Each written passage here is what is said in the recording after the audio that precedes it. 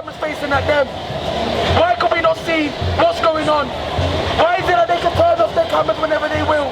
Why is it that they continue to harass, abuse young black people in this country again and again and again and again and again? I've never held accountable. Never held accountable. It's heartbreaking.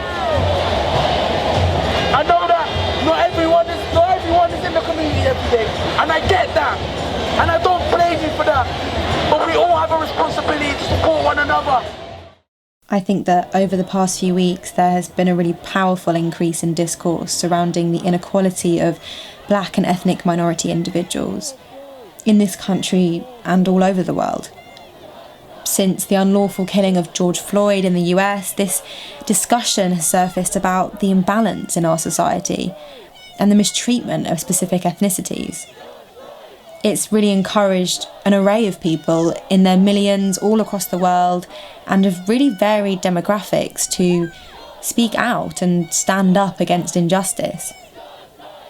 People have been showing their support through making donations and signing petitions and sharing educational content online, which is really vital in pushing for change. Social media has played a really huge part in allowing all voices to be heard. But the mass media still remain heavily selective with who gets a voice, who's allowed to speak. And this is one of the real issues facing equality. Much of the nationwide press coverage and worldwide press coverage of protests depict them as mass gatherings of aggressive and violent individuals, which is really unfair and a lot of the time untrue.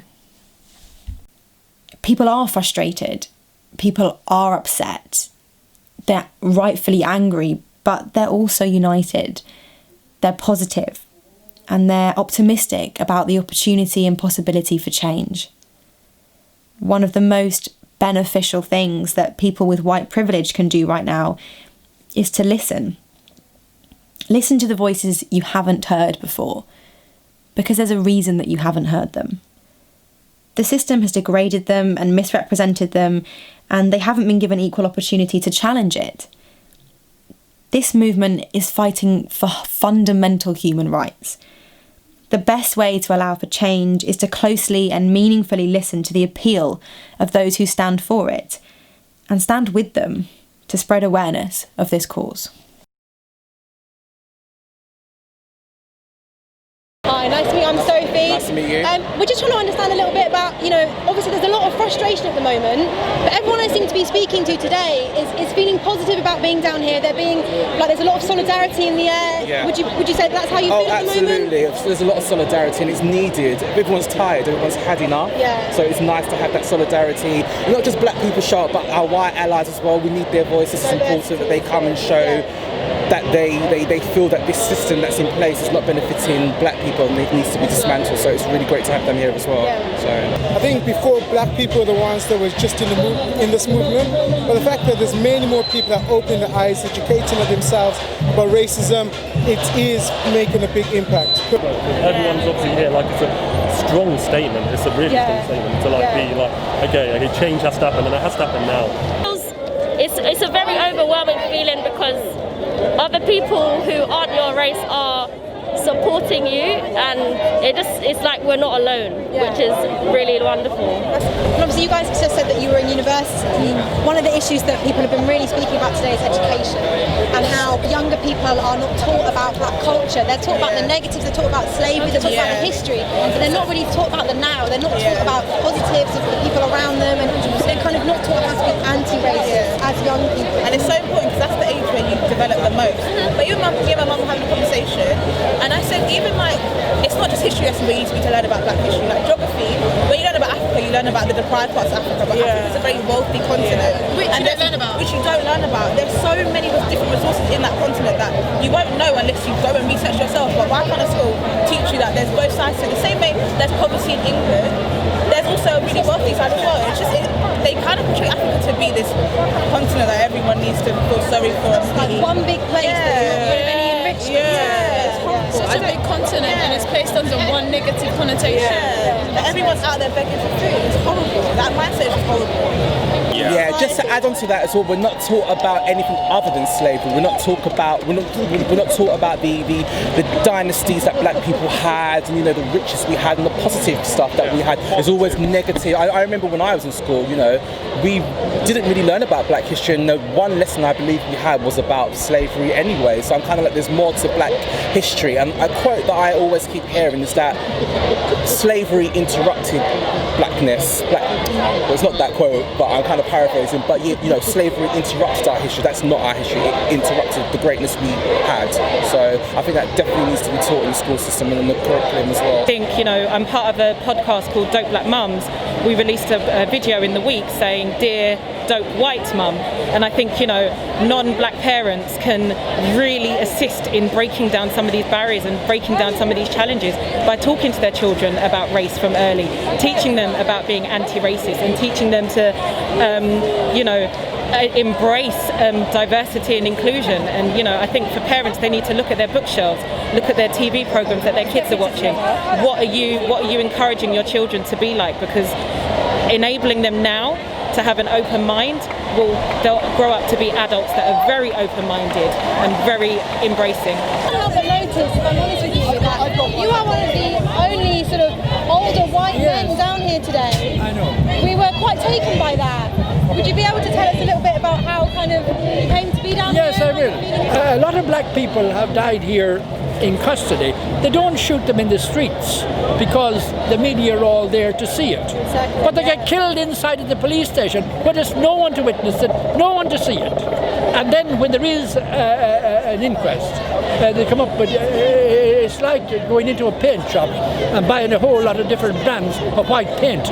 It's all a whitewashing job because they come along with this regulation and the other regulation and that thing, and what they do is they just put a thing. It's appalling. I have personally sat through a lot of the inquests and the court cases that have been taken by the people here in the different parts of the United Kingdom. And even with Mark Duggan, I've been at all them things, and it's all the same results. There hasn't been a single police officer charged with the killing or murder of people.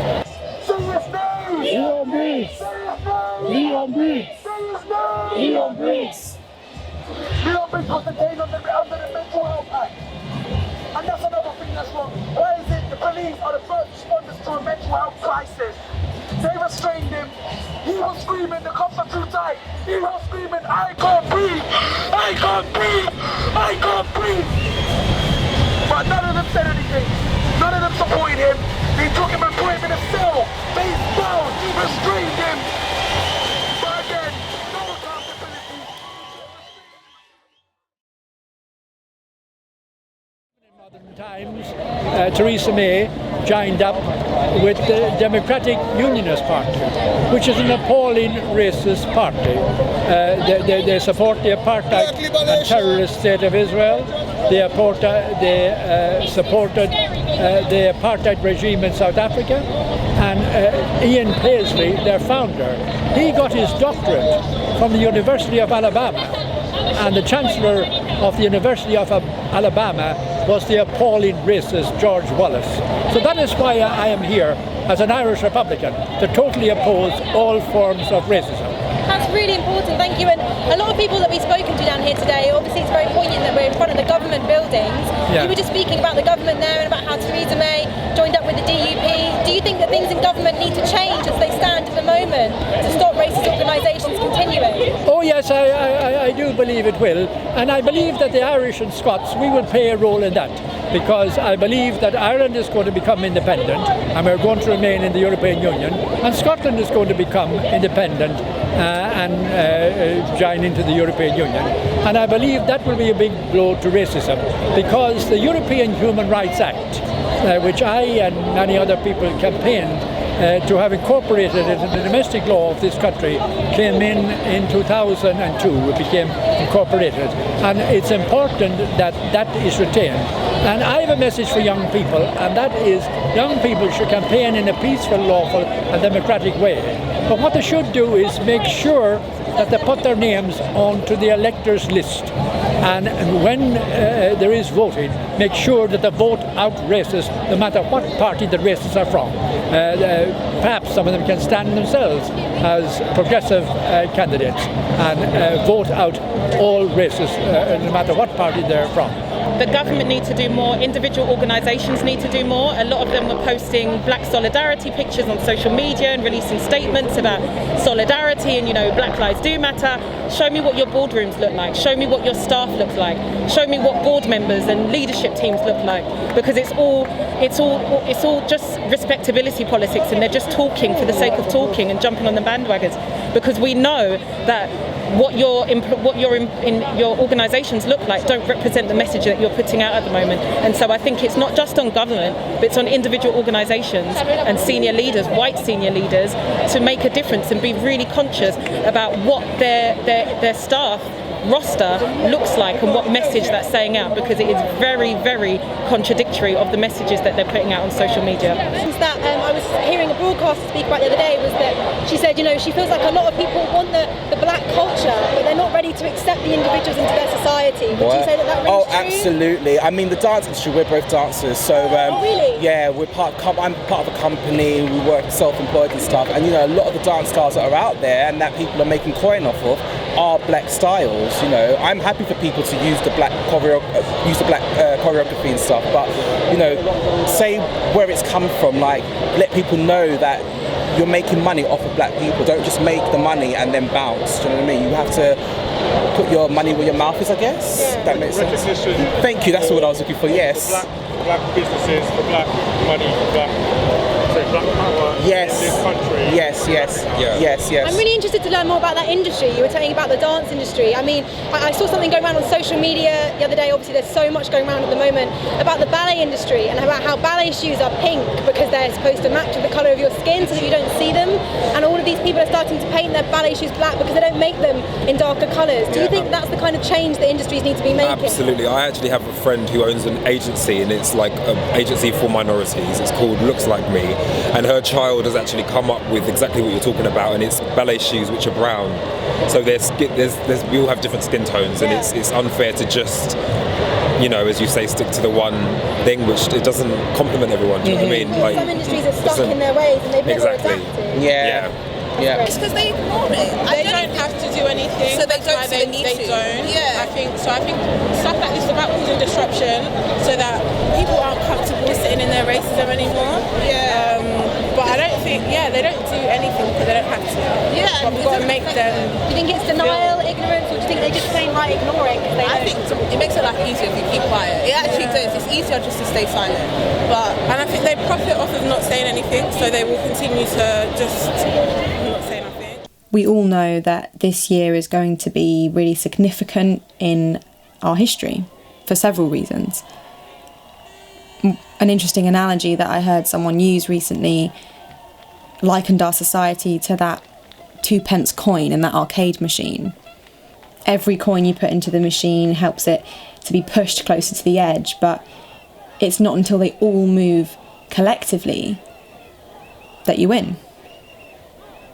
We're on the brink right now of something really powerful and really positive in taking steps to overcome the mistreatment of people in our society. But we need that unification. We need everybody, the people that are used to it and the people that aren't, to stand up together, to speak out together, and to listen to each other. No justice! No justice! No justice! No peace!